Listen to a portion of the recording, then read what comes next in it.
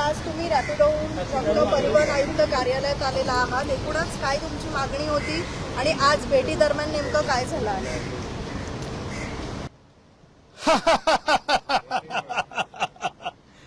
सुनना चाहोगे? और आज हम आपके व्यूअर को और हमारे जो रिक्शे वाले भाई है कष्टकरी है, जो हमारे टैक्सी वाले भाई है कष्टकरी है, उसी के साथ हमें हर बार हमारे भाइयों को प्रताड़ित करने वाले राज ठाकरे वाले लोगों को और हमारे परिवहन मंत्री प्रताप को भी हम बताना चाहते हैं।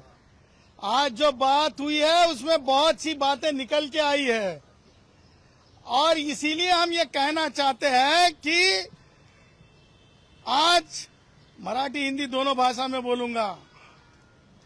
कष्टकरी जनसंघ आणि भारतीय सुज्ञ नागरिकांच्या वतीनं आम्ही भेट घेतलेली आहे। परिवहन आयुक्तांकडे आलो होतो, त्यांनी ऑफिसर डेप्यूट केले होते। माननीय अधिकारी श्री क्या नाम है उनका, कळसकर साहेब, माननीय अधिकारी श्री कळसकर साहेब वरिष्ठ अधिकारी आहेत परिवहन विभागाचे, त्यांच्या समेत इतर अधिकारी थांबलेले होते आणि त्यांच्याकडे त्यांच्या कक्षामध्ये त्यांच्या दालनामध्ये चर्चा झालेली आहे।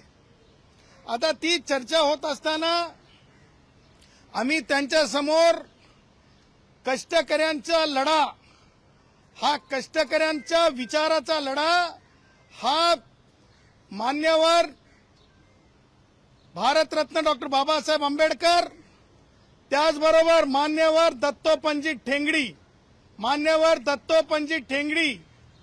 दत्तोपंत ठेंगडी यांच्या विचाराचा लढा आहे असं आम्ही अगोदर त्यांना सांगितलं आणि त्यांच्या माध्यमातून मंत्र्यांना सुद्धा सांगत आहे। ते म्हणतायत ना सदावर्ते आणि शशांकराव, सदावर्ते भी है, शशांकराव भी है, मान्यवर दत्तोपंत ठेंगड़ी के विचार भी है, भारत रत्न डॉक्टर बाबा साहब अम्बेडकर के विचार भी है, मान्यवर शरदराव जी के विचार भी है, मान्यवर दत्ता सामंत जी के विचार भी है। ह्या सगळ्या विचारांसाठी राजकीय काहीच नाही याच्यामध्ये, कष्टकऱ्यांच्या विचारासाठी आम्ही आलेलो होतो। कष्टकऱ्यांचे विचार आम्ही ठेवत असताना आम्ही स्पष्टपणे परिवहन मंत्री प्रतापजी तुम्हाला आम्ही सांगू इच्छितो, कायदा आम्ही दाखवला, अधिकाऱ्यांना आम्ही सांगितलं मोटर व्हेकल ऍक्ट 1988 नुसार आम्हाला बंधन दाखवा की भाषाची सक्ती कायद्यामध्ये आहे का केंद्रीय कायद्यामध्ये। त्या अधिकारी महोदयांना माहित होतं की केंद्रीय कायद्यामध्ये तशा प्रकारची बंदी, भाषा हीच बोलली पाहिजे, सक्ती नाही आहे। त्यानंतर आम्ही त्यांना म्हणालो की तुमचं जे महाराष्ट्र मोटर व्हेकल रूल्स आहेत ते रूल्स म्हणजे महाराष्ट्राचा कायदा केंद्रीय कायद्याच्या विरुद्ध असू शकतो का।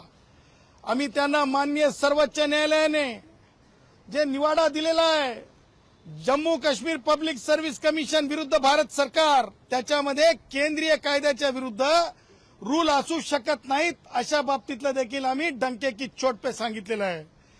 त्यानंतर आम्ही त्यांना विचारलं की कायद्याची चर्चा होताना की कशा प्रकारे बंदी होऊ शकते, हे बोलत असताना रूल 24चा विषय आला, महाराष्ट्र शासनाच्या रूल 24चा। त्या रूल 24 मध्ये आम्ही त्यांना सांगितलं काय आहे अंतर्भूत हे लक्षात घ्या, मराठी भाषा and other languages of that region, म्हणजे नुसती मराठी भाषा नाही आहे तर त्यासोबत त्या भूभागावरल्या इतर भाषा सुद्धा आहेत। आम्ही त्यांना उदाहरण दिलं की एखादा माणूस उद्धव ठाकरेच्या घरापासून रिक्षात बसला मराठी रिक्षावाल्या भावासोबत आणि तो मुलुंडमध्ये गेला जिथं गुजराती बहुल आहेत आणि तिथं जर त्या रिक्षावाल्या भावानी मराठीवाल्या भावानी जर आपली सवारी सोडली आणि तिथून जर गुजराती भाऊ म्हणाला गुजरातीमध्ये मुझे जाना है आणि मराठीवाल्या भावाला मराठी रिक्षावाल्या भावाला कळत नसेल तर तुम्ही बॅच कॅन्सल करणार का। कारण तुमच्या कायद्यामध्ये तसं म्हटलेलं आहे, ही अँबिग्युटी आहे, हे इम्बॅलन्स आहे, हे केंद्रीय कायद्याच्या विरुद्ध फारकत देऊ नये हे सुद्धा मी अधिकारी महोदयांना सांगितलं। आनंदाची गोष्ट ही आहे अधिकाऱ्यांवर कारवाई करतील, रागात येतील प्रताप सरनाईक, परंतु सांगना आवश्यक है प्रताप जी, आपके अफसरों ने भी ये कहा, हमारी बात से सहमति रखी कि कानून को टटोलना पड़ेगा, कानूनन टटोलना पड़ेगा, क्योंकि फैक्ट के साथ कानून को हमने बताया, ये उन्होंने माना।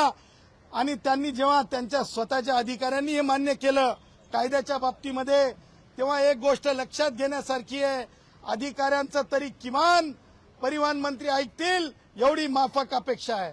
आम्ही त्यांना सांगितलं की भारताच्या संविधानानुसार जे आहे उद्याच्याला आमचे हक्क बाधित होऊ शकतात.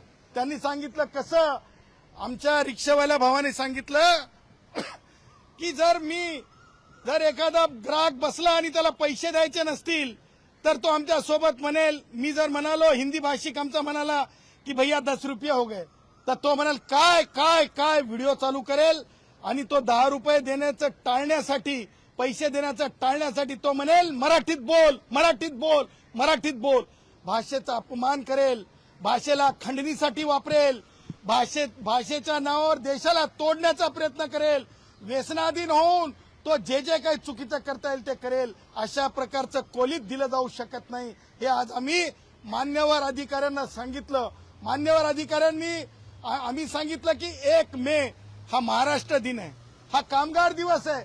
हे कामगार दिवस का निवडला तुम्ही दत्तोपंत ठेंगडी मान्यवर यांच्या विचाराची पडताळणी करण्यासाठी निवडला, त्या चुलीला बंद करण्यासाठी निवडला, त्या मुलाबाळांची आबाळ होण्यासाठी निवडला. आणि आम्ही सांगितलं की असं होता कामा नये. आम्ही चिंतित आहोत, आम्ही कष्टकऱ्यांसाठी आहोत.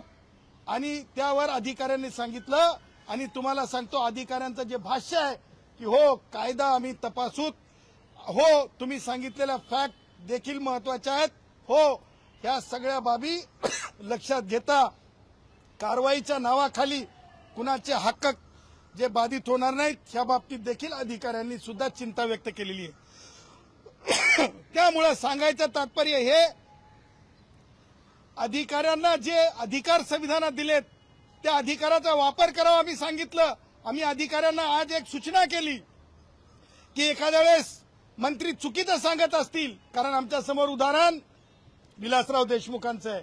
त्यांनी सानंदाच्या प्रकरणामध्ये फोन केला होता, सुप्रीम कोर्टाने डटावलं होतं. आम्ही तेच उदाहरण दिलेलं आहे की अधिकाऱ्यांना जर मंत्री चुकीचं सांगत असतील, चुकीचा सल्ला देत असतील तर तो सल्ला ऐकला जाऊ नये. त्या सल्ल्याच्या ऐवजी कायदा काय म्हणतो ते ऐकला जावं, असं देखील आम्ही अधिकाऱ्यांना विनंती केलेली आहे. एकंदरीत आजचं बोलणं कष्टकऱ्यांच्या बाबतीत आम्ही अधिकाऱ्यांच्या माध्यमातून शासनापर्यंत पोहोचवलं. आम्ही माननीय मोदीजींचा जय जयकार केलेला आहे त्यांच्या कक्षात. आम्ही त्यांच्या कक्षामध्ये जे मोदीजी श्रमवीर म्हणतात कष्टकऱ्यांना, त्यांचा जय जयकार केलेला आहे. आणि जय जयकार करून आम्ही रणशिंग फुकलेला आहे की कष्टकऱ्यांची कोणत्याच प्रकारे अपमान होऊ देणार नाहीत.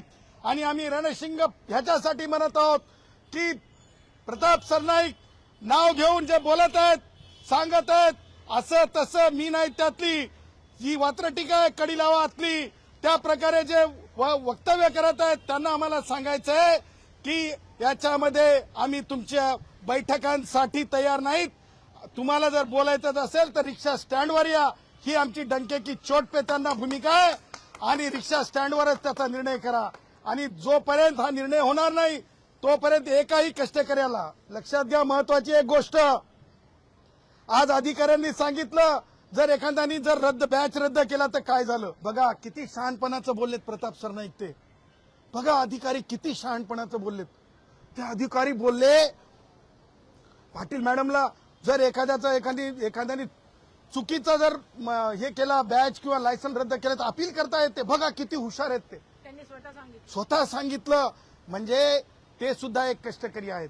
आणि कष्टकऱ्याची भाषा ओळखली जाऊ शकते. आमच्या कुणीतरी सांगितलं की आमचे प्रताप सरनाईक सुद्धा रिक्षा चालवायचे. काय रिक्षाचा नंबर होता? 7578 हो मग 757 त्यांचा गाडी आम्ही रिक्षा नंबर सांगायलो. रिक्षा नंबर आमच्या कष्टकऱ्यांनी ते 7578 जेव्हा ते पहिले रिक्षा चालवायचे तेव्हा त्यांचा गाडी नंबर होतो, मॉडेल नंबर पण पाहिजे तुम्हाला भेटून जाईल. 7578 आमच्याजवळ सगळंच आहे. आमच्याजवळ सगळंच है, इसीलिए हम कहते हैं युवाओं के और कष्टकरियों के नात को नहीं लगना. कल भी हमने कहे थे उद्धव ठाकरे हो जाता है, जो विरोध में जाता है, जो विरोध में जाता है वो उद्धव ठाकरे हो जाता है. हाँ.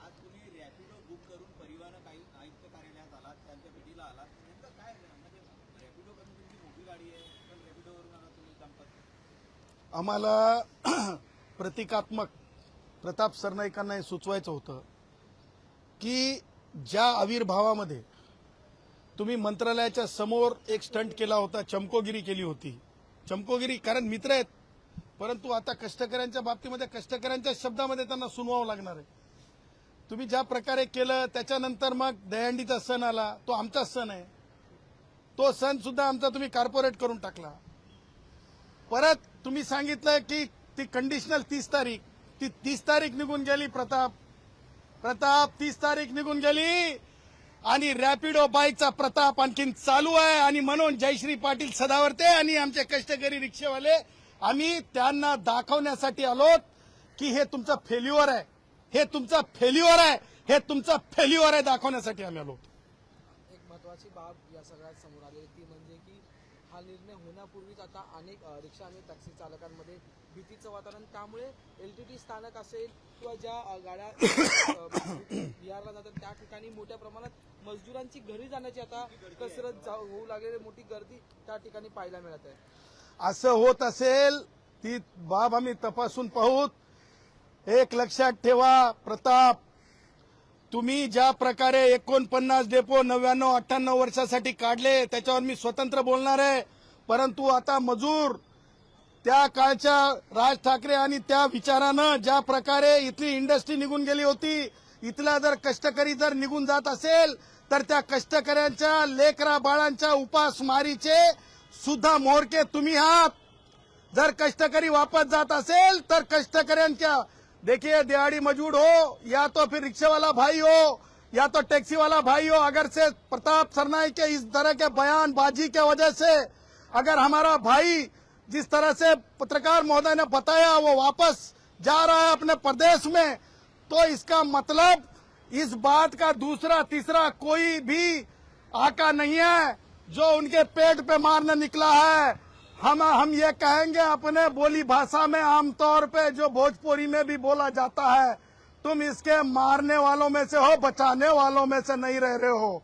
तुम मारने वाले में से बन गए हो प्रताप जी, तुम बचाने वालों में से नहीं रहे हो. इसलिए खबरदार, इस तरह का पंगा नहीं लेना, वरना तुम बिला वजह उप मुख्यमंत्री एकनाथराव जी शिंदे साहब का जो है गरिमा नीचे ला रहे हो. एकनाथराव जी शिंदे साहब का इमेज नीचे ला रहे हो, उनके इज्जत को आप खराब कर रहे हो. राज ठाकरेंनी नुकतीच एक पोस्ट केली होती महिला विधेयकावर लिहिताना.